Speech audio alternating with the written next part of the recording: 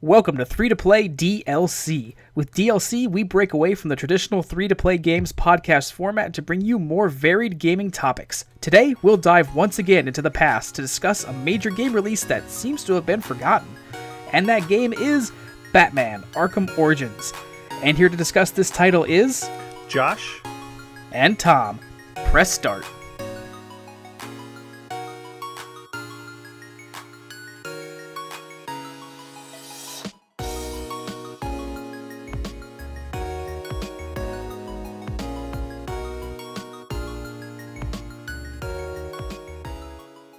Josh, can you believe that it has been an entire high school education worth of time since Batman Arkham Origins came out?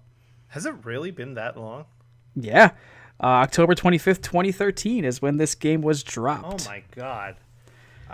I remember when it came out, I was still working at Best Buy at the time. But I remember when it came out, it was a big hype because everyone's like, "Oh man, it's Arkham Origins. It's going to go back to the beginning, and this is where we're going to see more of the Joker now since they killed him off in Arkham City, and this is going to be great." Mm-hmm. But it's Kevin Conroy and Mark Hamill are not going to reprise their roles. Okay, and it's a different developer that's doing it too. Okay, it's very much a game of trade-offs. And I think that's a big reason why it's kind of been like shoved to the side. Like when people talk about the Arkham series, they just do Asylum, City, Night, even though I think Night is kind of questionable in itself. Mm-hmm. Oh, absolutely. Did you play Night to the very end? No, as discussed before this podcast, I found out what the twist was, and I was like, I don't need that in my life again. Yeah, it's like, all right, we've been on this road how many times, guys? Get over it. And just the Bat Tank overload, it's an unsatisfying. I did buy it a couple days ago because it was on PlayStation Store for like $7, and I was like, okay. Wow. And the season pass, which we'll definitely get into season passes one day on the other podcast, was on an extreme sale for about, I think it was like $10, and I was like, yeah, I'll get that too. So, and that title is not even 2 years old. I'm pretty sure. Right. Maybe 15. Yeah, I think it was 15 that came out. Well, 15 or 16. I have notes. I have notes for Origins, not for this. So. That could be another one. But the reason that we're having this conversation is because in a couple days, there's going to be a movie coming out that is supposed to fix everything. Yep, it's supposed to fix the North Korea problem. It's supposed to fix world hunger, and it's supposed to fix the DC extended universe, if that's what they're still calling it by the time this episode drops. Well, yeah, I mean, they're already announced that they're not going to be doing it much longer, so... So just as Warner Brothers is struggling with their film universe, let's get to a game that seemed to be a weird offshoot in their video game Batman universe. Josh, do you want to break down the nitty-gritty of Batman Arkham Origins? So let me just start you off here on a game that's called Batman Arkham Origins. I'm just going to come right out the gates with this. Do it. A game that has nothing to do with Arkham. Nope. And the game that is not an origin story. Nope. Barely. So, where does this title come from? I don't know, man. I don't know. I guess it's just they must have marketed it, and I don't know. I was thinking there as I was doing some research for this, and I was like, wait a second. It's called Arkham Origins. They're in Blackgate they mention Blackgate. They mention, the Gotham City PD. They do all this stuff. There's barely any mention of Arkham, and I don't even think Arkham's in existence yet. Arkham's not. We'll get into that as we go through, because Arkham's involvement in the plot is like a footnote at the end of the game, and we'll get to that. But yeah, no, you're right. If anything, like this could, as a stretch, be called Joker Origins, but that's not as catchy of a title, I guess. Yeah. I guess it's just supposed to be.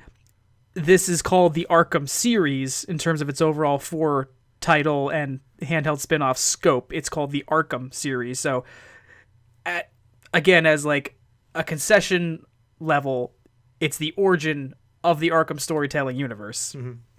But yeah, no Arkham Asylum in this game. So yeah, Warner Brothers, eager to follow up the popularity of Arkham City, passed development onto Warner Brothers Montreal for this title because Rocksteady was developing Arkham Knight, which was going to be released on next generation consoles. So this was the last Batman title in this series, in this style, that was released on the 360, PC, PS3, and Wii U. And the Wii U involvement is notable. We're going to talk about something that happened with the Wii U release. So that's important to keep an eye on. But as with the other games, this is a third-person action/stealth title. It's primarily a single-player game, but as an interesting note, this did have an online multiplayer component. Did you get to try the multiplayer mode at all? When it originally came out, I did. I was like, okay, this is very similar to Splinter Cell's Mercs versus Spies. Yes. And I was very interested in it. I was like, okay, that you have my attention. And then I played about 2 rounds of it and said, you don't have my attention anymore. Yeah, we're just going to get this out of the way up front because it's not that interesting, but you play in teams of either mercenaries and thugs versus Batman and Robin, or you play as Batman and Robin versus a team of mercenaries. If you're the superheroes, your job is to pick them off Predator mode, and if you're the mercenaries, it's your job to hunt down the Cape Crusaders before they pick you off. Interesting concept, but I tired of it very quickly, like you said. Yeah, it didn't seem like they had a good idea, but they were trying to use the mechanics from the in-game single-player mode in a multiplayer, and it just didn't work. The shooting mechanics just didn't feel right. Even Batman and Robin, though they felt like 2 completely different characters, they didn't even control like he did in the actual games. It felt like you were playing with some kind of a in-game handicap, and it just didn't seem right. It felt like it was more watered down than the actual single-player mode of the game. It felt like, did you ever play the multiplayer mode in Metroid Prime 2 Echoes? No, actually I never played any of the Metroid Prime games other than the first one. Basically, with Metroid Prime 2, the objective seemed to be, here's all the mechanics from single player, just split it up amongst 4 players and let them have fun. Okay. Yeah, so when it came to the multiplayer side of this, I was fine with the 2 matches that I played. I didn't need to play any more of it. I was like, oh, okay, I saw everything that this has to offer. There's nothing else that intrigued me about it, so just stick to a single player mode. Leave it as it is. You have the challenge maps in there. I don't even need those. I just prefer the story, but I thought that was just useless. All right. So, when you want to get into the meat of this entree then? Yes. So, interesting story. Starts off on Christmas Eve at the Blackgate Penitentiary, where Black Mask and his crew is trying to break prisoners out. And he has the help of Killer Croc at the beginning of the game. So, interesting team up. It was nice to see Black Mask being utilized more than just a mob boss. Because that's every time it's like, oh, it's Black Mask. Okay, yeah, he has money. That's nice. That's cool. Right. Yeah. So yeah, it's very early in Batman's career. The plot description cites it as he's 2 years into being Batman, and this is set 5 years before Arkham Asylum. So it gives you a sense of where he is in his career. It was nice seeing Croc because he's been a big heavy throughout the Arkham series, and it gives you the first glimpses of why he's so angry at Batman all the time, because Batman's always ruining his day. I want to talk really quick, though, if you're into it. So I've noticed that possibly since Batman Begins up to recently, there's been a lot of popularity, I'd say, in setting certain kinds of Batman stories around, the beginning of his career, the early years of his career. You have this, the Batman Telltale game was set in the early years of his career. And on the flip side of that, there's also a popularization of telling stories of the end of his career or the twilight years, the older Bruce Wayne, which we saw in Batman vs. Superman. It's something that I think works to a certain extent, but I think some of the better Batman stories that have been told are just the stories where it's Batman's established, the audience gets it, I'd argue that Batman's origin story is probably the second most popular origin story of a character next to Jesus. So we don't always need to hear it. So, but when you tell stories where it's just this is Batman and he's doing stuff, you get things like the animated series, Arkham Asylum, just where it's like we know what's going on. Just tell us a good story. You know what I mean? Dark Knight. Yep. So. Just like a little interesting note I wanted to make is like Origins just was part of that trend where it's like, well, we got to get the early years of Batman. Yeah. Because reasons. Yeah, I think Batman and I think all superheroes though should all be treated the same. I think they should be treated as just short stories. A collection of just short stories. There doesn't need to be any like continuation to certain stories. Now, I understand when the comics come out, you have your run and then that's it. But when games come out, when movies come out, it doesn't need to be a sequel. It doesn't need to be the difference between Batman from '89 and Batman Returns was there was nothing combined those two stories together. They were two standalone stories. Even when Batman Forever came out, they were all standalone stories. Right. And even Batman and Robin was Batman and Robin was a standalone story, but it did have little ties to Forever in there. Yeah, there was senses of continuity, but we weren't in the episodic, serialized world that we live in now, where like everything has to follow everything. And, you know, stuff has to. Yeah. I don't think even these games, you know, City was a great sequel to Asylum, but you don't need to constantly keep making a sequel to the next game, You can go ahead and just make another Batman story that has nothing to do with the other ones. But I think we're so in that mindset of this needs to be a sequel to it. It needs to be a sequel to it. We need to have a callback to this. It doesn't need to be that way. If you look in the first Arkham Asylum, they destroyed Arkham Asylum. They destroyed the whole thing. Like, So now you can't make a story now about sending them to Arkham because it's no longer in existence. They destroyed half of Gotham City because they can just do whatever they want. They blocked off half of Gotham City to turn it into this futuristic prison where your inmates can run wild. Like, now you just took away half of Gotham City just to continue the story. You're constantly keep blowing it up over and over again. Now this game, you go to Gotham and it is empty. Yeah, and they use a snowstorm gimmick where it's a winter advisory warning, so all the citizens of Gotham are inside their houses because they're all snowed in, and it's basically the Arkham City map just covered in snow. Yeah.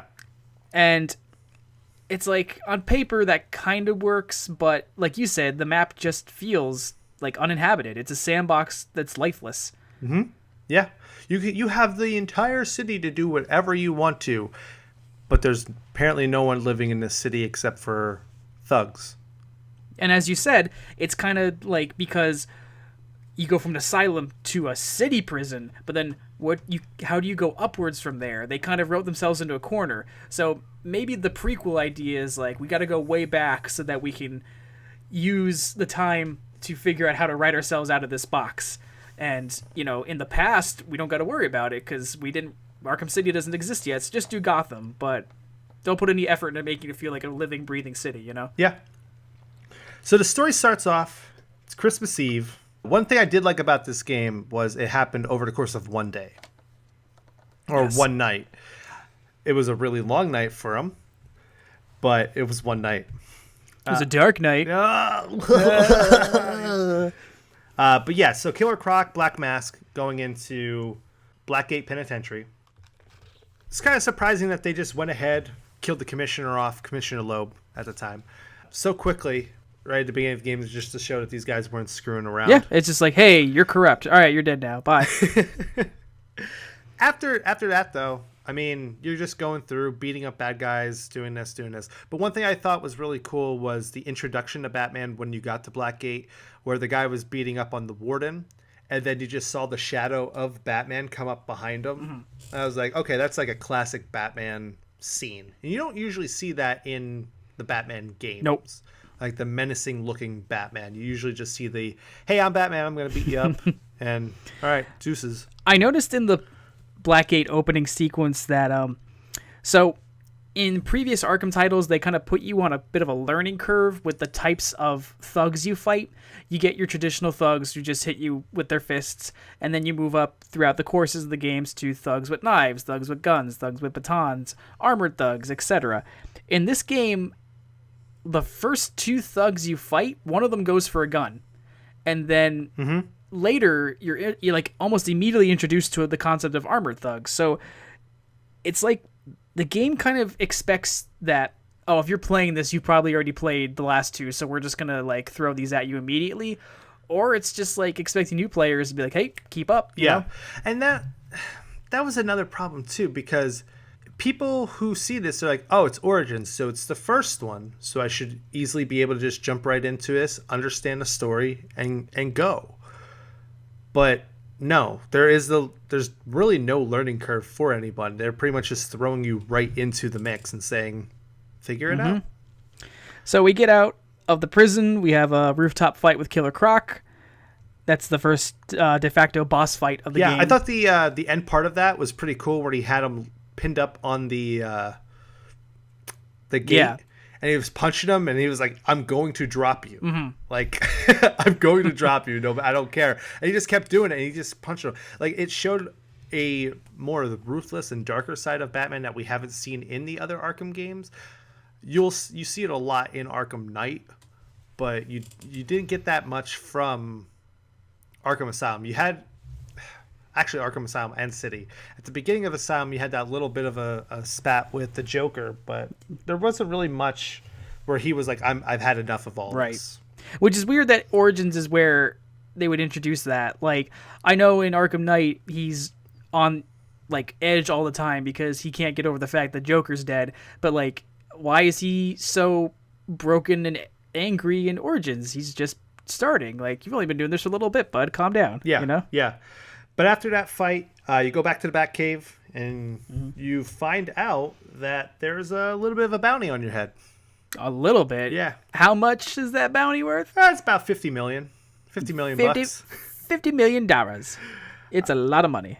So Black Mask has enlisted, or hired, would you say enlisted? He's invited a handful of the world's greatest assassins to Gotham City, and the ultimate goal of his little game is whoever knocks Batman out gets $50 million bucks. Yeah. So you had Deathstroke, Firefly, Copperhead, Deadshot, the Electrocutioner. Yes, the running gag of this game, Electrocutioner. You have Shiva. You have Bane. I think that was about it. Yeah. So the tagline of this game was "Your villains will define you," and I don't know. I can't really say if I think throwing in a couple like C-tier Batman villains is really good enough to say, oh, these are the guys who defined Batman. Remember his iconic foe, Electrocutioner? You know, like this game does. You get Joker, you get Bane, you get Penguin, Killer Croc, but I mean, I don't know. These are basically the jobbers of Batman villains. You know. Yeah. I was really happy to see Firefly. Right. He was really cool in the animated series, so I enjoyed... I really like Firefly. Deathstroke is a great Batman character. We'll get into that, the entire scene with Deathstroke. I thought it was pretty good. And Bane. Those were the ones I was like, okay, these three, I'm happy for them to be in there. But Copperhead, I honestly forgot about Copperhead. And even going back and doing a little bit more research for this episode, I completely forgot that Copperhead was in this. Awesome character in the game. Awesome fight. It was interesting in the story part of it, but I was very forgettable. Yeah. So, just want to get that out there. This game has... I like the gimmick of Batman is a target and he has to survive while trying to like solve a mystery within one night. I think that's a great gimmick. I just think it'd be better with a more interesting rogues gallery trying to hunt him down. When you have your villains will define you, you think of the Batman villains. You think of Penguin. You think of Two-Face. You think, I'll even throw Clayface in there. Great villain. I'll throw, Man Bat in the game as well. Like, there's a lot of Batman villains that I would put in there before I would put Shiva. Yeah, these characters.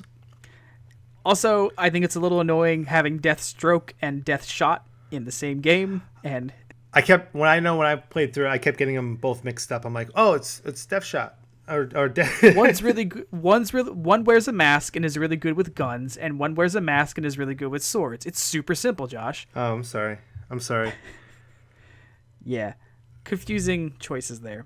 So yeah, Batman's got a hit on him. So how does he go about dealing with this, Josh? Well, he is reckless and just wants to go straight out and find them, rather than just staying low. Not being out at all for the entire night, so the bounty isn't claimed or anything like that. Let's just go right out in the middle of it.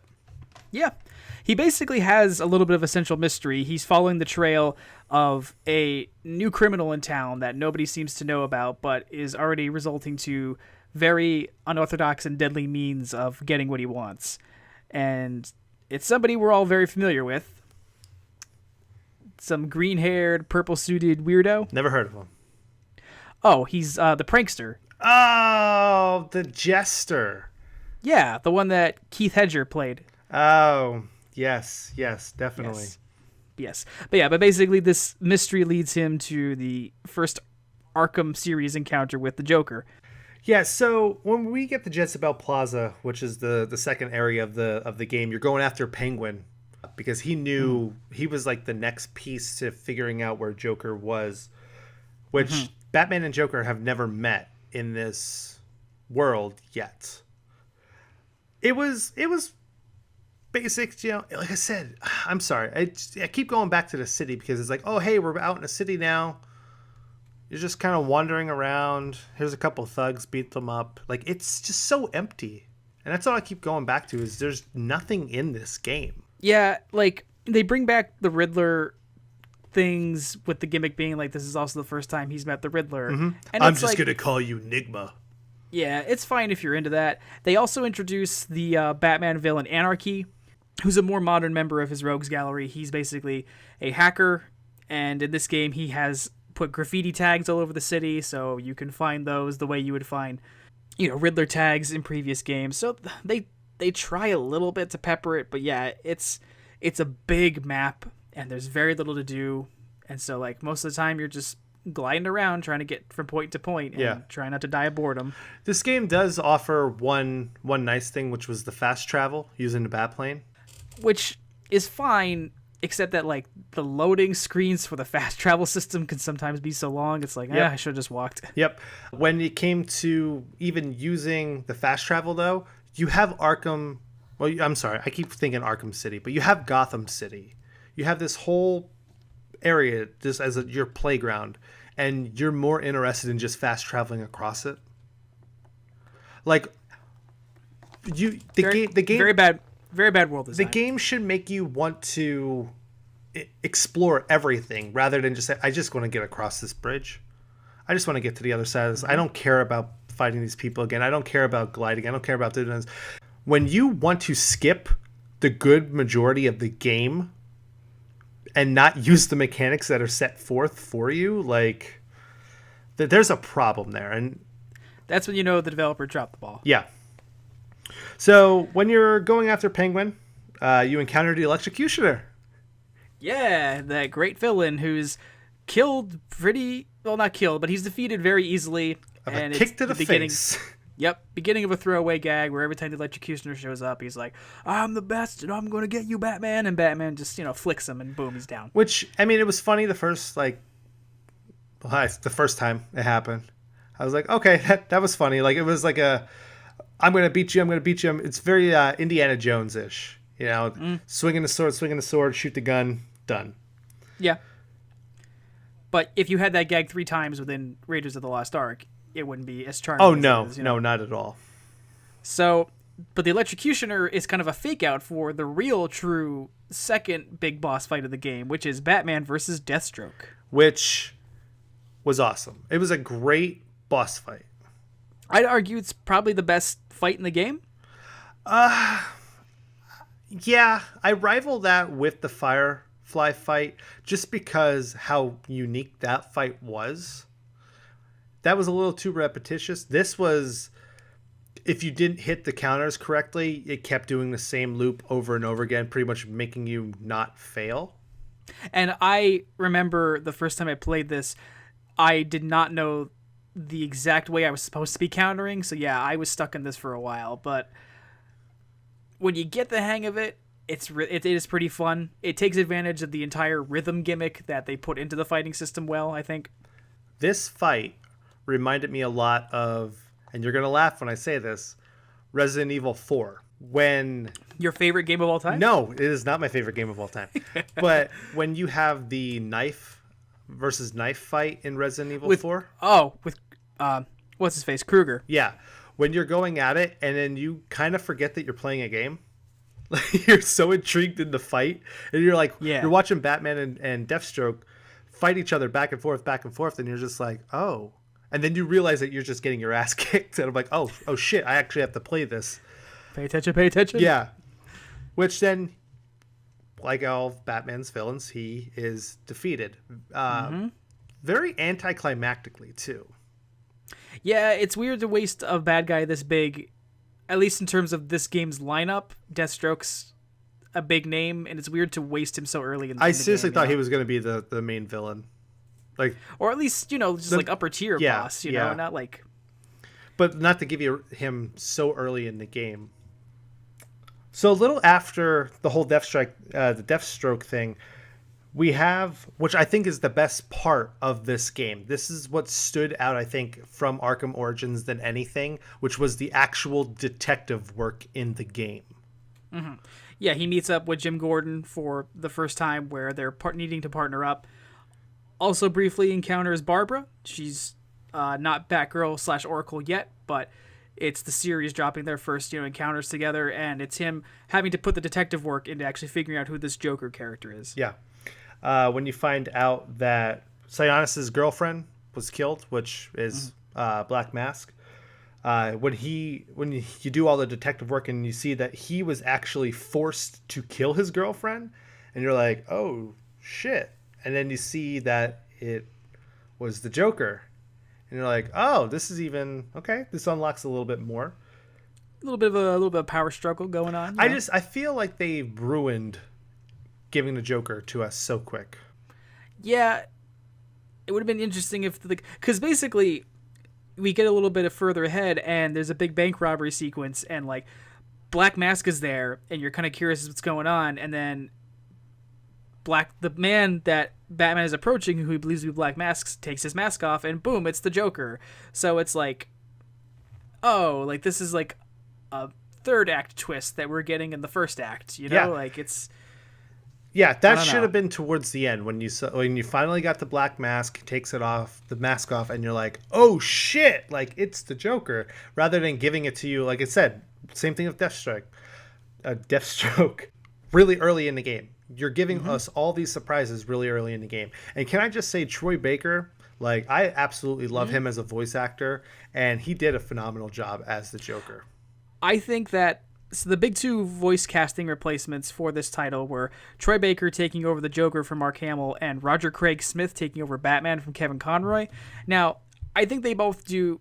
I think Troy Baker does exceptional work in terms of, if you're replacing Mark Hamill, Baker does such a good job with the characterization that it's not even that noticeable.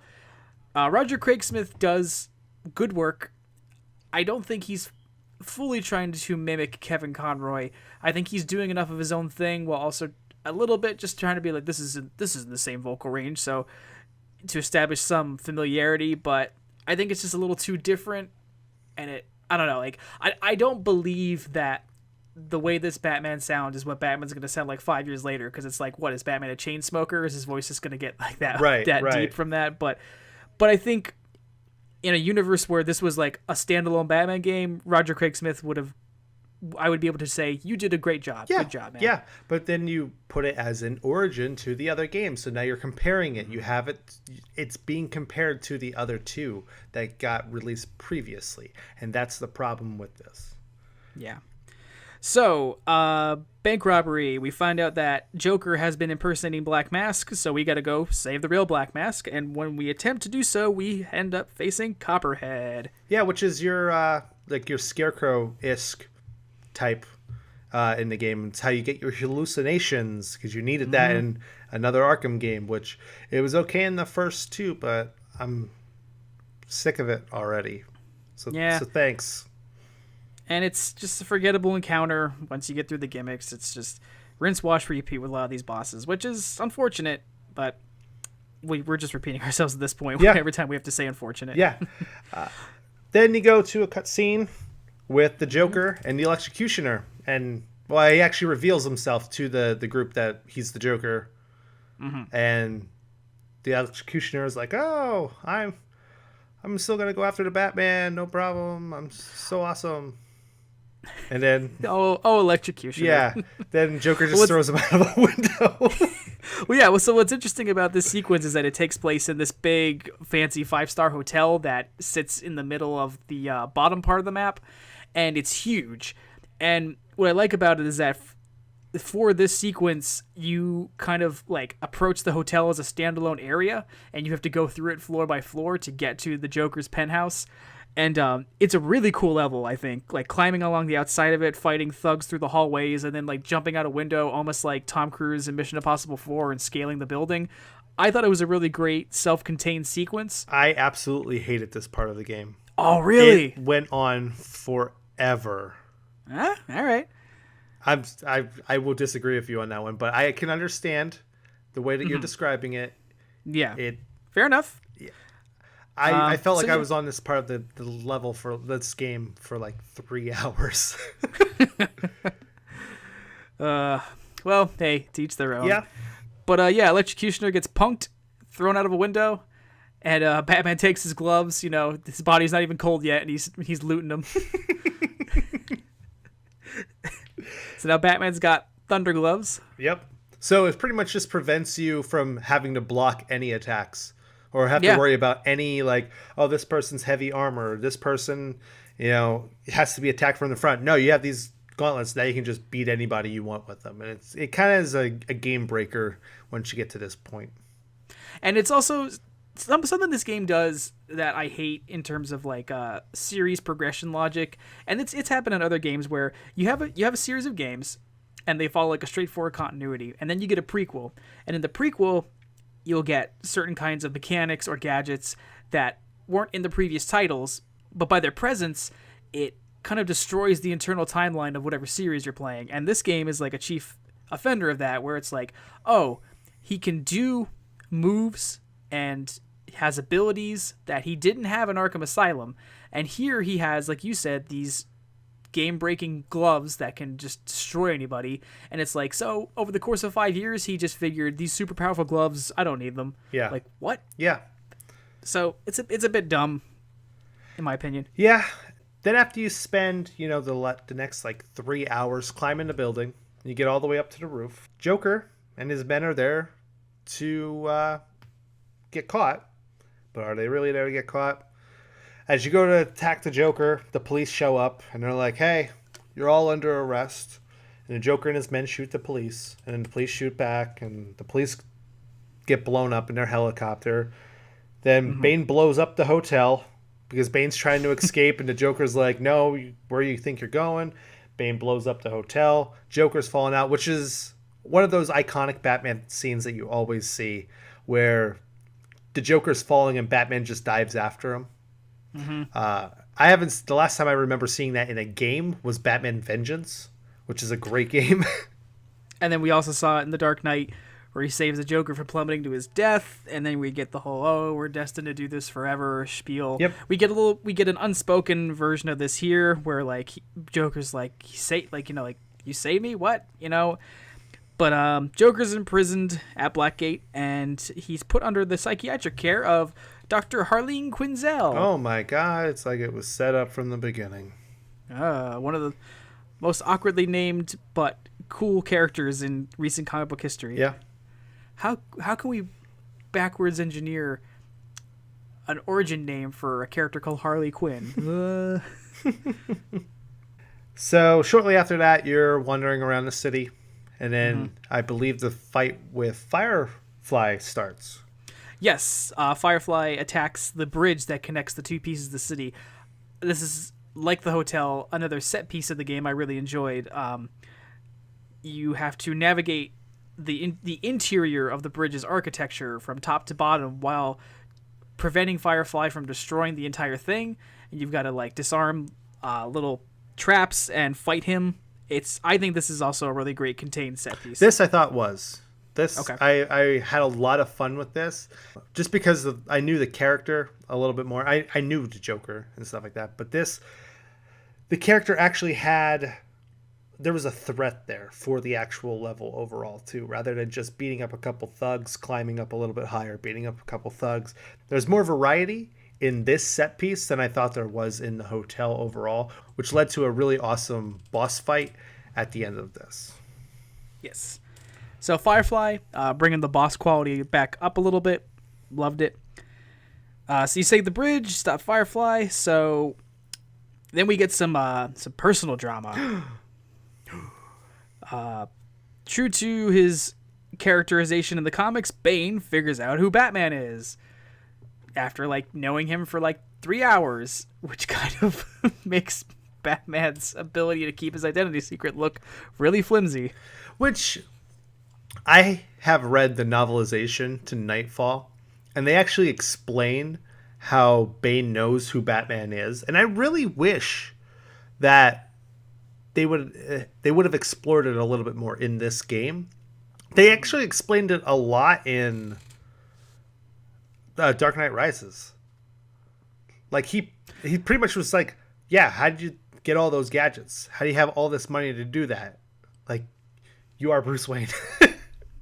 Right. Yeah. There's been a couple characters throughout Batman history, whether in comics or film, where a character has been like, oh, I put two and two together and I figured out who you are. This game, I feel like they were just like, well, Bane is like known for figuring out who Bruce is, so we're just gonna like capitalize on that and not have to put too much work into it. But yeah, like you said, the original origin of Bane, where he was introduced and figured it out, it was treated a lot more like thoughtfully. And then this is just like, yeah, he finds out. Yeah. So where do we go after that? So yeah, Bane attacks the Batcave. He beats up Alfred really, really badly. Batman gets there and he has to use the electrocutioner gloves to revive Alfred. And they bond. Alfred's, the Bat Dad, and stuff that other Bat media has, done over and over again with a lot better results. Alfred's Batman's dad. Batman cares about him. It's good. It's always good in my opinion. I've never seen a Batman Alfred story done poorly, but yeah, it's just more of the same. I've seen this before. Yeah. So now Batman's working with Gordon to try to retake the prison, going to Blackgate, because of course the Joker gets away. So now we get a convoluted Batman moral choice scenario, like we saw in Batman Forever, like we saw in The Dark Knight. You have a villain who puts him in a situation where he has to put his ethics on the line and make a choice that should compromise his morals.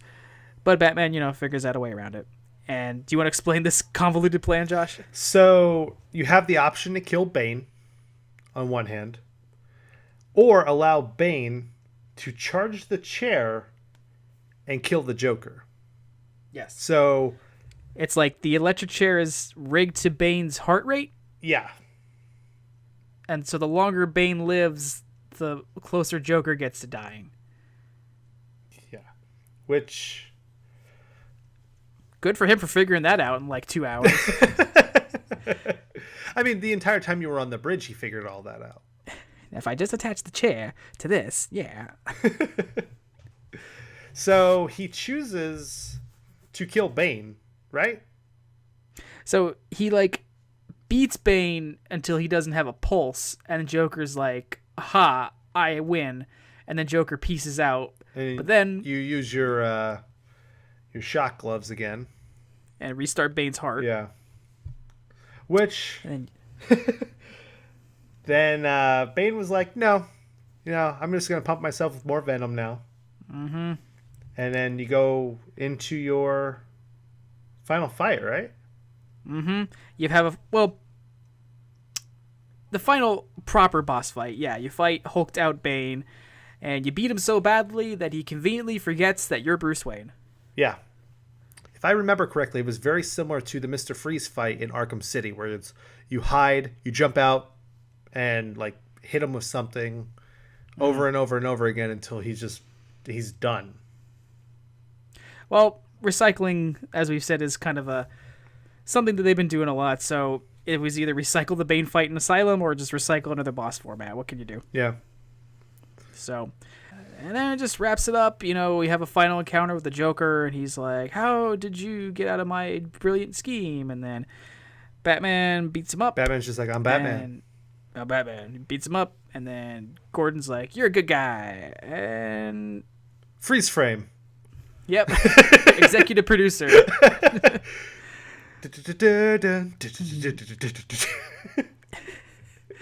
Coming up next on Kids WB. Yeah, then we get some little wrap-ups. We get Quincy Sharp, who you may remember as the warden of Arkham Asylum in the 2009 game, saying, "I'm going to open Arkham Asylum so that bad guys can live here instead of Blackgate." And it's like, they mentioned it, so now we know. Now we know how Arkham opened. Circle, man. And then we also get a post-credit scene. Oh my god! What? Yeah. Which it was very. What do you how did you feel about this? How do you feel about the post-credit scene, Josh? So it's Amanda Waller coming in, pretty much talking to Deathstroke there for a couple seconds and throwing a paper saying, "Hey, like, we need you for this." And it's a paper that says Suicide Squad on it. And then he looks at Amanda Waller and says, "What are we, some kind of Suicide Squad?" in the most Will Smith voice possible. Exactly. But my problem with it was they teased this for a game that happens in the past, but never came to fruition in the future games.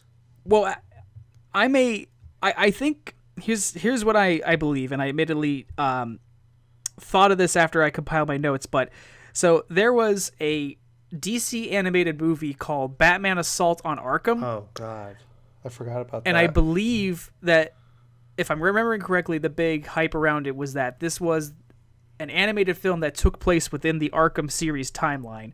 So that is the payoff to the Suicide Squad story, because it's Deathstroke and Harley and a couple other Suicide Squad members from the comics going on a mission.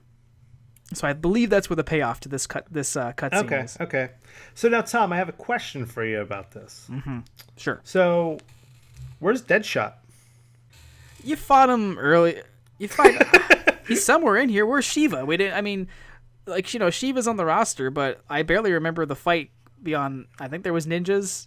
Which goes back to what we were talking about of being forgettable.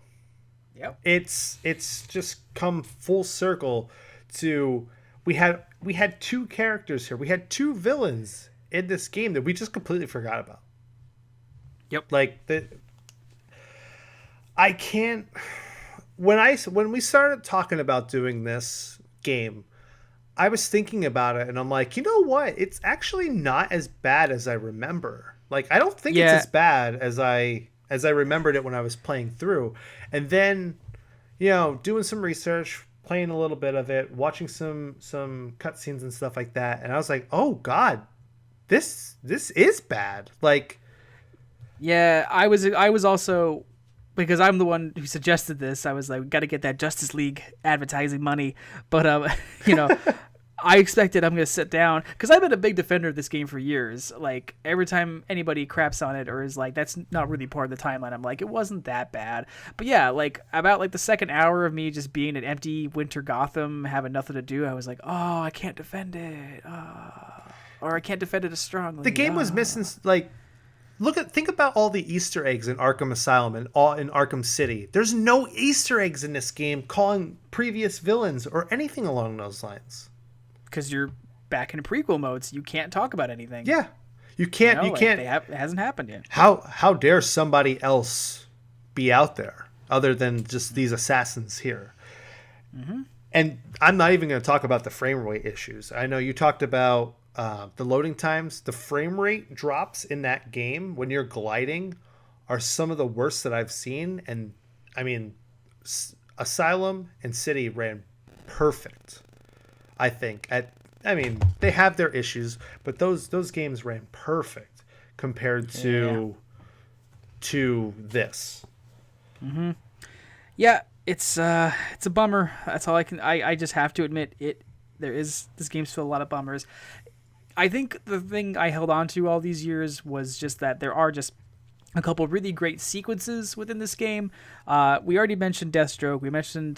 We were split on the hotel, but we agreed on the bridge. There's also a cool little section that I think I should just bring up real quick, is that when Joker gets committed to Blackgate after he's initially arrested halfway through the game, and he's committed under Harley, you have a little playable sequence where you're going inside the Joker's mind, and he's remembering like the actions that brought him to where he is, and you get to kind of play out a little bit of the Red Hood flashback sequence from The Killing Joke. Mm-hmm. Yeah. So you get to play through one of the cool ideas of The Killing Joke that haven't aged incredibly poorly. You know, you're walking around in the Red Hood costume, and it's a nice little like internalized version of getting to a character's frame of mind. I enjoyed it. I thought that was kind of something I'd recommend from this game. Yeah, I mean, and also going back to it, like we said before too, Roger Craig Smith and Troy Baker, they were great in the roles. I very much enjoyed them. I had no issues with them taking over the roles from Kevin Conroy and Mark Hamill. Like, kudos to those guys filling in some pretty big shoes. Because honestly, when I think of the best Batman, I think of Kevin. When I think of the best Joker, I think of Mark. While we're doing voice actor recognition, I just want to give a shout out to Robert Costanzo for showing up as Detective Harvey Bullock briefly. I was actually going to mention that too, because I was like, good for you, man. Yep. Harvey Bullock back in it. One of my favorite characters, and he was introduced in the animated series. Yeah, and then he's kind of become a permanent part of talking about Batman. Like Donald Logue currently plays him on Gotham, so it was neat seeing him in this game as briefly as he was. Yeah. But yeah, so game was released, as we said, October 25th, 2013. Released to like mixed-ish reviews. You know. Yeah, you're looking at like 7.3s, 7.0s, 7.6s.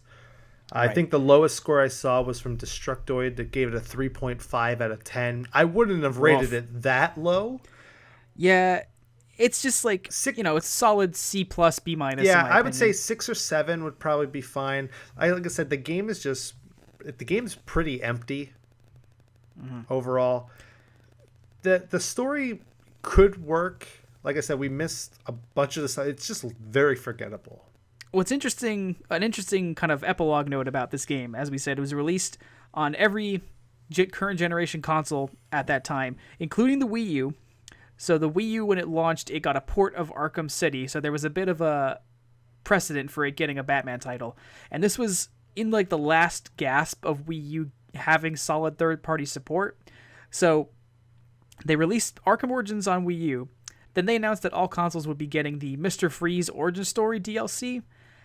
And then Warner Brothers proceeded to cancel the Wii U port of the DLC and refund anybody who bought the season pass because they couldn't justify pouring any more money into it based off of how low the Wii U sales were for the title. So it marks a little bit of a sad note in Nintendo history in that they just couldn't attract third-party support. So that's a bit of a bummer. But yeah, the game kind of completely got forgotten when Arkham Knight came out, and now it's just like the other Arkham game, you know? Yeah. I've never played the Blackgate one, which came out around the same time. That was the one that came to handheld consoles. I didn't... For 3DS and PS Vita, I believe, correctly? Yeah. So, Tom, when it comes to ranking your Arkham games I know you didn't play Night. Where do you rank this compared to the 3 that you've played? Well, I would go just in order of release: Asylum, City, Origins. Okay. At this point, Yeah, I think I would. Oh, I'm sorry. I think Asylum's the best because it's a tight, contained game. Although I think City's a little bit more fun to play, but it's also a little bit meandering because it's a sandbox, so like, you don't always stay focused. But like, it's fun to fly around a city as Batman, and there's a lot of stuff to do to kind of balance that out. And then, as we said, Origins, it's sandbox, but it's an empty sandbox. Has interesting story, doesn't fully capitalize on it. Yeah. Yeah, I'd probably go City, Asylum, actually, I'd probably go City, Asylum, Night, then Origins. It was really hard because I was like, Night isn't that much better than this, and that's saying a lot. It's everything that you've expected from a Batman. It was just the most predictable of all the Batman games. I remember playing through City, and when you get towards the end, you're like, oh my god, what the hell? Like, you completely forget about all these other characters and the storyline that was in that game. And then City was so good because I'm a really, really over-the-top Batman nerd, and some of the stuff that would show up in City, I was like, oh, you devils, how did you pull this on me? Yeah. So it's like... Yeah, and Arkham Knight, they just tried way too much. They're like, okay, we heard you. You didn't like Origins, so we're going to go through and we're going to give you everything you liked about City and give you a tank for the entire game. And it just... And build unnecessary parts of the game around it. Yeah. Yeah. Thus concludes our conversation about Batman Arkham Origins. Possibly a little justified in being forgotten, but something that I think if you're a completionist, it's at least worth a try, but just know that it's a long game to get through. Yes, absolutely. Well, thanks for joining us for this episode of 3 to Play DLC. You can find us on iTunes, Stitcher, SoundCloud, and video slideshow episodes on YouTube. Please remember to like, review, and share these episodes so you can spread the word about gaming goodness. And be sure to come back for more, because our season pass is always free.